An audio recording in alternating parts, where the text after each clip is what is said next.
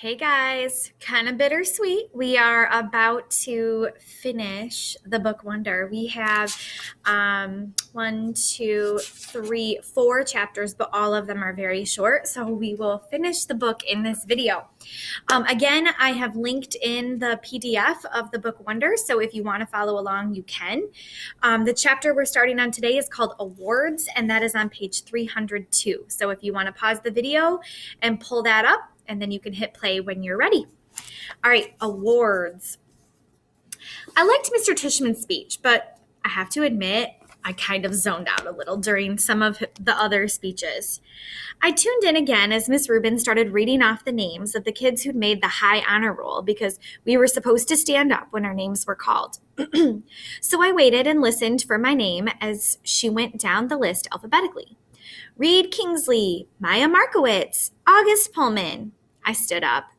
Then, when she finished reading off the names, she asked us all to face the audience and take a bow, and everyone applauded. I had no idea. Where in that huge crowd my parents might be sitting.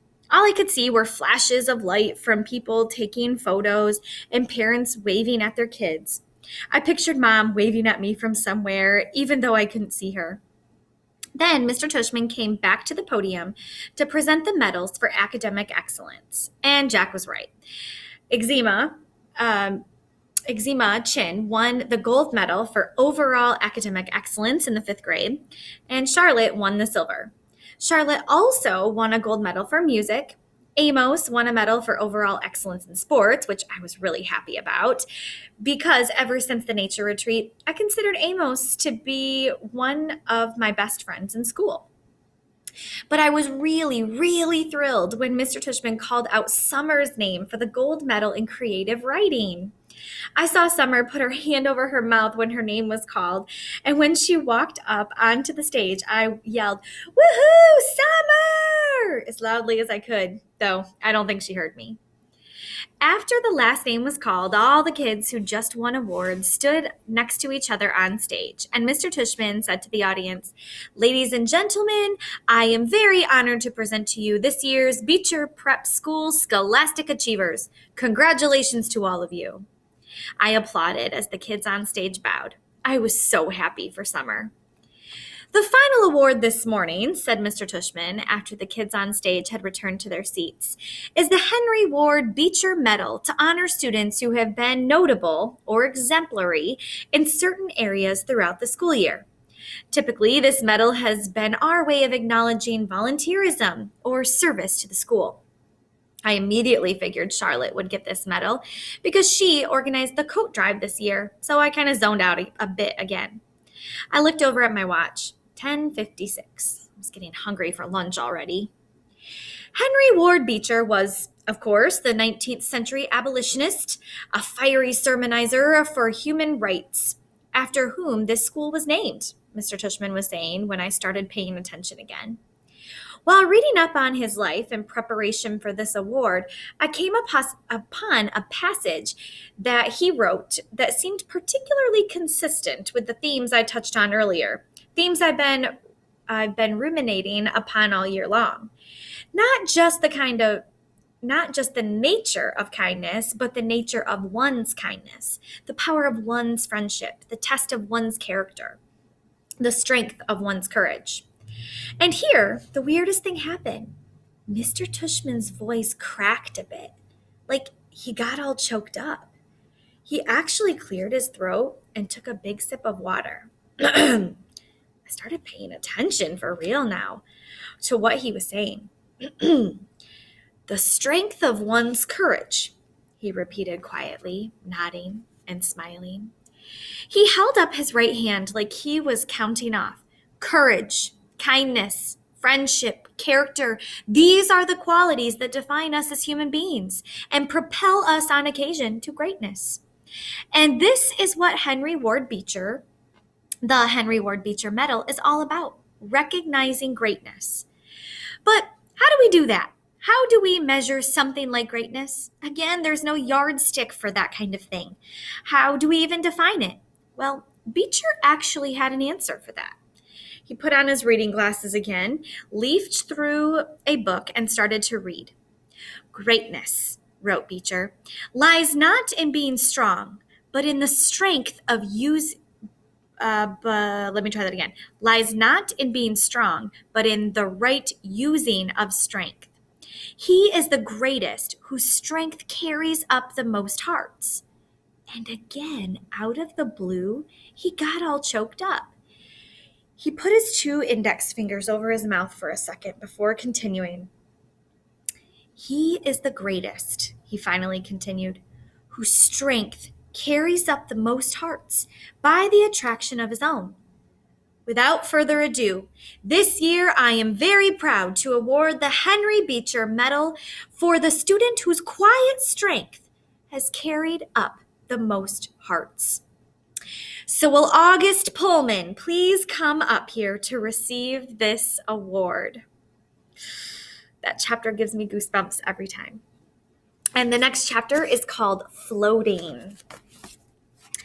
People started applauding before Mr. Tushman's words actually registered in my brain. I heard Maya, who was next to me, give a happy little scream when she heard my name, and Miles, who was on the other side of me, patted my back. "Stand up, get up," said the kids all around me, and I felt lots of hands pushing me upward out of my seat, guiding me to the edge of the row, patting my back, high-fiving me. "Way to go, Augie! Nice going, Augie!" I even started hearing my name being chanted. "Augie, Augie, Augie." I looked back and saw Jack leading the chant, fist in the air, smiling and signaling for me to keep going.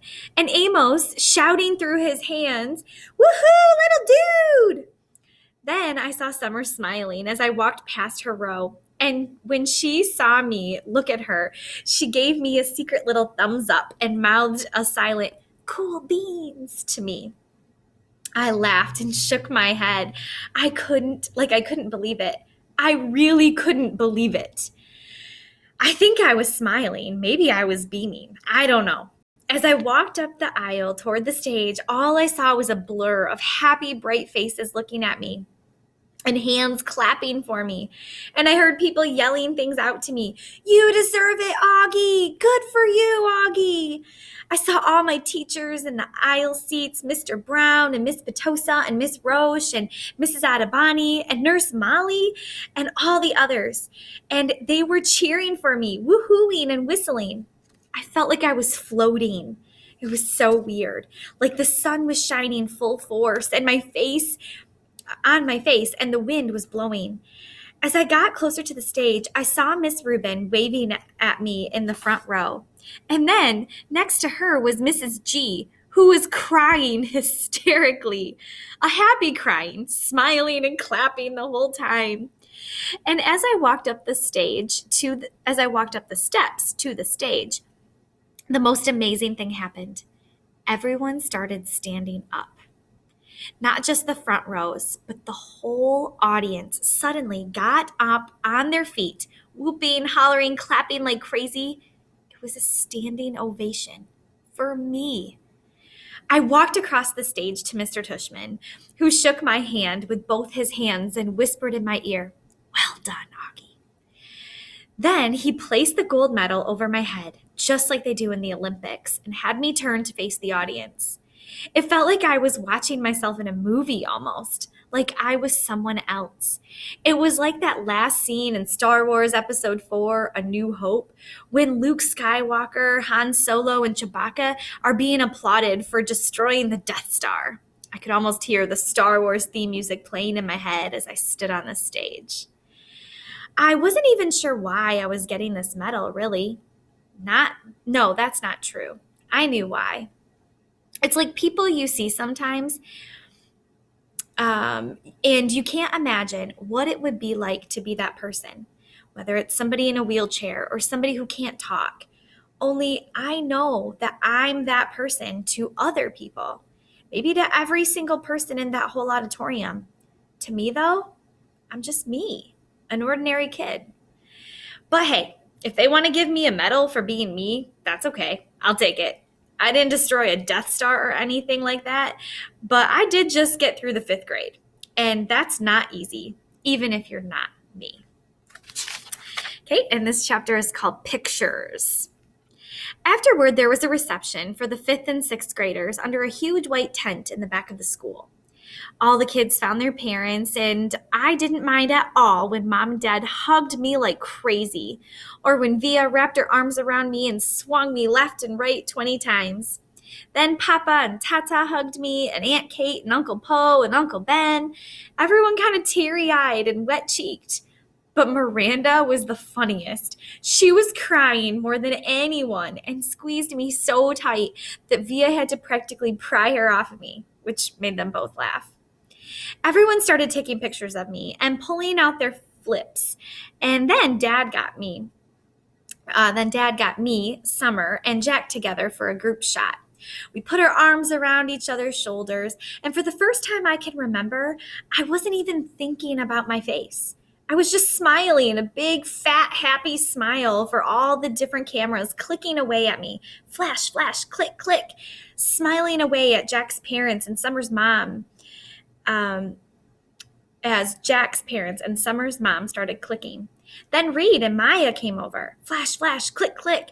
And then Charlotte came over and asked if she could take a picture with us. And we were like, sure, of course. And then Charlotte's parents were snapping away at our little group along with everyone else's parents. And the next thing I knew, the 2 Maxes had come over, and Henry and Miles and Savannah. Then Amos came over and Eczema. And we were all in this big, tight huddle as parents clicked away like we were on a red carpet somewhere. Luca, Isaiah, Nino, Pablo, Tristan, Ellie. I lost track of who else came over. Everybody practically. All I knew for sure is that we were all laughing and squeezing in tight against each other, and no one seemed to care if it was my face that was next to theirs or not. In fact, I don't want to brag here, but it kind of felt like everyone wanted to get close to me. Last chapter, it's called The Walk Home.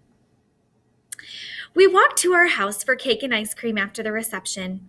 Jack and his parents and his little brother Jamie, Summer and her mother, Uncle Po and Aunt Kate, Uncle Ben, Tata and Papa, Justin and Via and Miranda, Mom and Dad. It was one of those great June days when the sky is completely blue and the sun is shining, but it isn't so hot that you wish you were on the beach instead. It was just the perfect day. Everyone was happy. I still felt like I was floating, the Star Wars hero music in my head. I walked with Summer and Jack, and we just couldn't stop cracking up. Everything made us laugh. We were in that giggly kind of mood where all someone has to do is look at you and you start laughing.